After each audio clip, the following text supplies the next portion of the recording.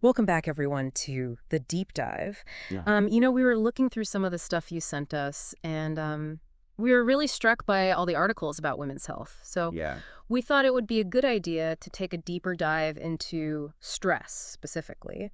You know how stress uniquely affects women, Right. and what we can do about that. So important. Right. We hear about stress all the time, but Yeah, it's a buzzword. it really is just a buzzword, and we really want to unpack it a little more. We want to look at the different ways that it manifests in your lives, and then most importantly, give you some actionable advice. Absolutely. You can actually do something about it instead of just, Feeling overwhelmed.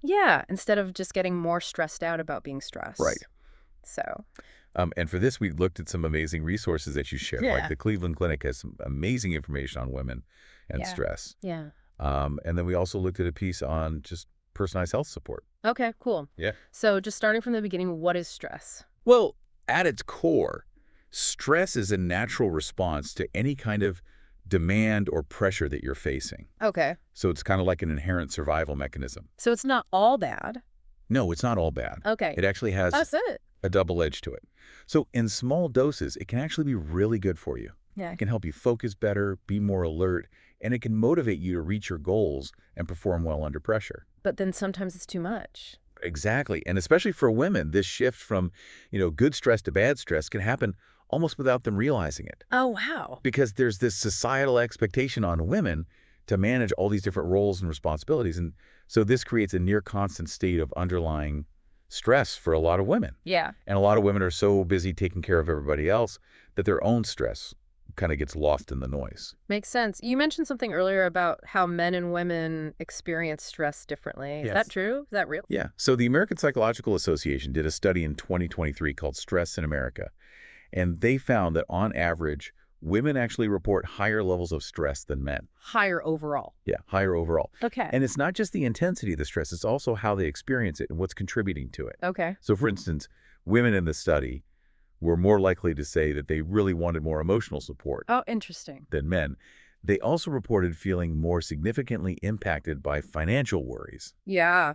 So that constant, thinking about bills and trying to juggle the budget, that seems to take a heavier emotional toll. Yeah. Money problems are the worst. Yeah. What else did the study show? So another big one was family responsibilities and relationship dynamics. That was also identified as a major source of stress more frequently for women than men. Like what kind of things? Well, think about all the mental load involved in running a household, raising children, taking care of older parents. It's a lot. It's a lot. And these responsibilities still tend to fall more on women.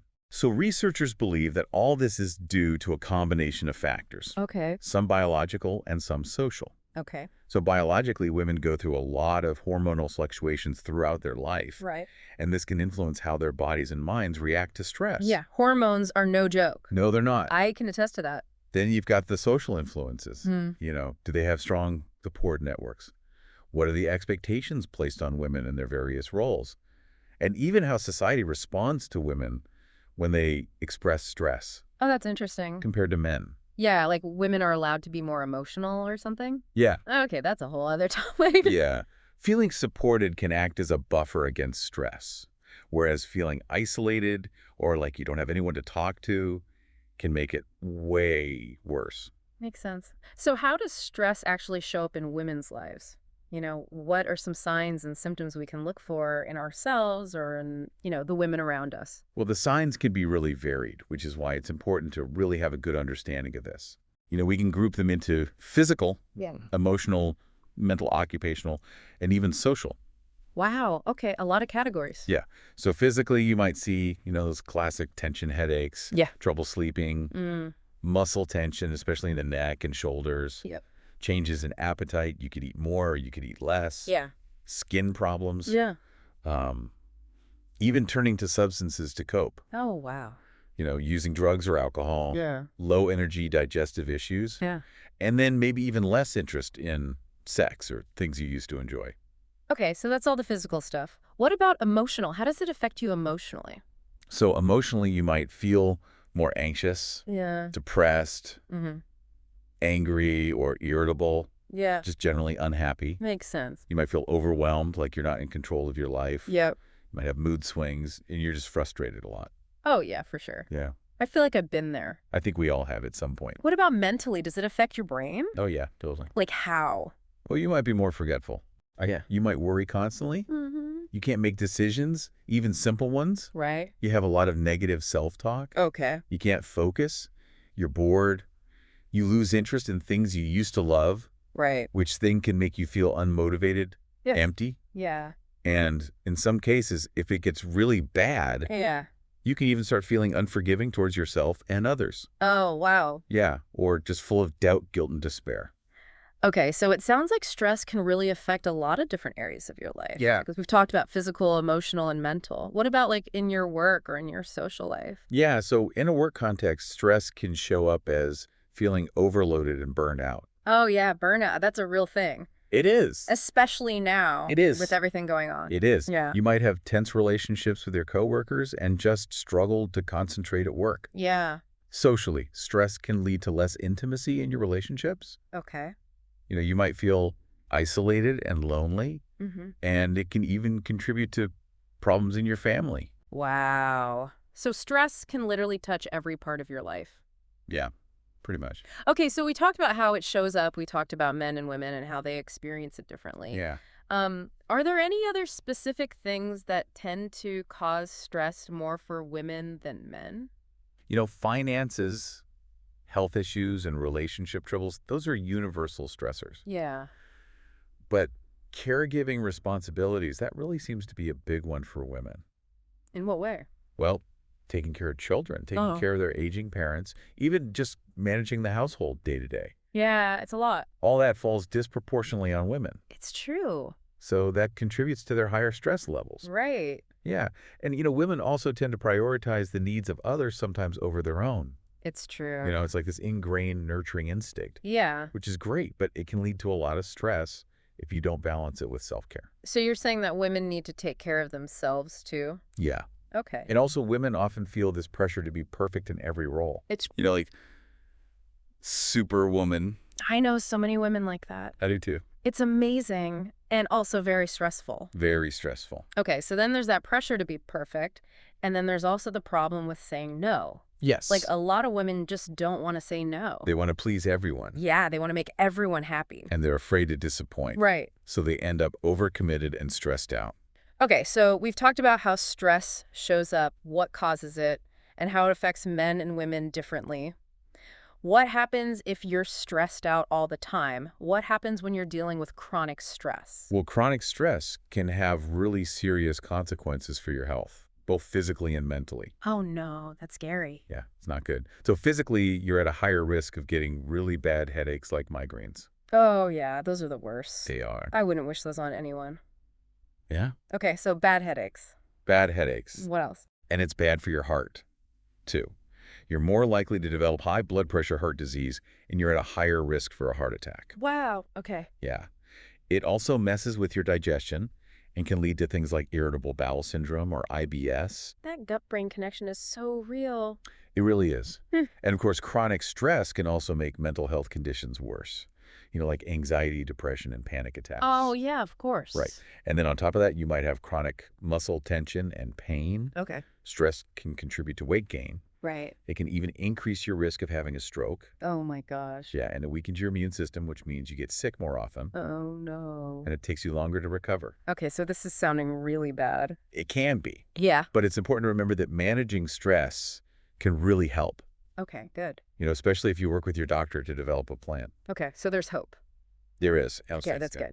So what are some things that women can do to manage and reduce stress in their lives? Like what can we actually do every day? Well, the resources you shared really emphasize self-care, Okay. making sure you're taking care of yourself both physically and mentally. Right. This is key to building resilience against stress. So what does that look like in real life? So one thing you can try is something called cognitive reframing. Okay, what's that? So basically, you're changing your negative thoughts into more positive ones. Okay, so like instead of thinking, ugh, I have so much to do, Right. I would think, okay, I can break this down into smaller steps and get it done. Exactly. All right. It's a mind trick, Yeah. but it works. Then you want to pay attention to what you're eating. Make sure you're eating a balanced diet like the Mediterranean diet. Yeah. That's a good one. I've heard that's a good one. It is. It emphasizes whole foods and healthy fats, Okay. and that helps your body cope with stress. Okay. Makes sense. They get outside, spend time in nature. Yeah. Even a short walk in the park can make a big difference. I like that one. Yeah, it helps you detach from all the stressors in your life. Get some fresh air. Exactly. And of course, exercise is a great stress reliever. Yeah. The key is to find something you actually enjoy doing. Right. Because if you hate it, you're not going to do it. Right, exactly. Right. And then sleep. Okay. Make sure you're getting 7 to 9 hours of quality sleep every night. Yeah, that's a tough one. It is. Especially when you're stressed, you can't sleep. It's true, Yeah. but it's so important. I know. When you're sleep deprived, Yeah. you're way more vulnerable to stress. Makes sense. Then there are things like yoga meditation and deep breathing. Yeah. Those can all help you relax. Okay. And then there's gratitude, Hmm. taking time to appreciate the good things in your life Yeah. that can really help shift your focus away from stress. I like that one. Yeah, So it's like a mental exercise it is. to think about the good things Exactly. instead of the bad things. Exactly. Yeah. And then make sure you schedule some time for yourself. Me time? Me time. That's important. So important. You need time to relax and recharge and do things you enjoy. Yes. This isn't selfish, it's essential. Agreed. And then spend time with people you love, friends, family. Yeah. That gives you support and connection, Right. and that helps you deal with stress better. Makes sense. Yeah. And then keep a journal. Writing down your thoughts and feelings can be really helpful for processing stress. Okay, so those are all good lifestyle changes. Right. What about like your mental health specifically? Are there any tips for that? Yeah. So first, you need to figure out what's stressing you out. Okay. Keep a stress journal. Pay attention to how you're feeling and what triggers those feelings. Okay. Once you know what your stressors are, you can make a plan. Right. Delegate tasks, ask for help, and learn to say no. Oh, yeah, that's the tough one. It is. Not saying no. It is, but it's important. Yeah, you got to set boundaries. You do. You need to protect your time and your energy. Okay. Boundaries. Boundary. Writing that down. Write it down. And then when you're feeling overwhelmed in the moment, there's a simple trick you can try. Okay. It's called count to 10. Okay, I've heard of that one. So when you feel yourself getting angry or upset, Yeah. just step away from the situation, count to 10 slowly, and take some deep breaths. Okay, I can do that. It helps. It's like a reset. Yeah, it gives you a chance to calm down before you react. Right. And then be kind to yourself. Oh.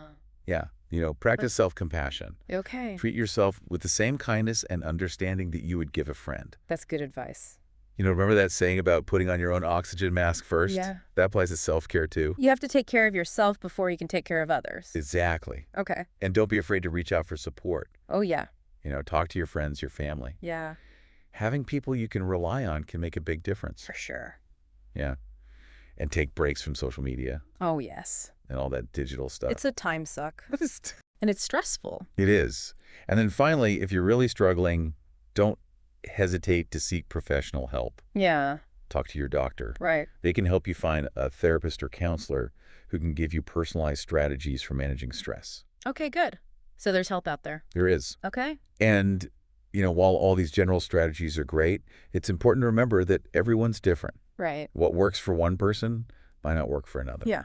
So personalized support is really important. Yeah, like a plan that's tailored to Y- you. Yeah. Okay, that makes sense. You need to understand your own individual needs and circumstances Yeah. and then find strategies that work for you. Right. It's all about figuring out what works best for you. I like that.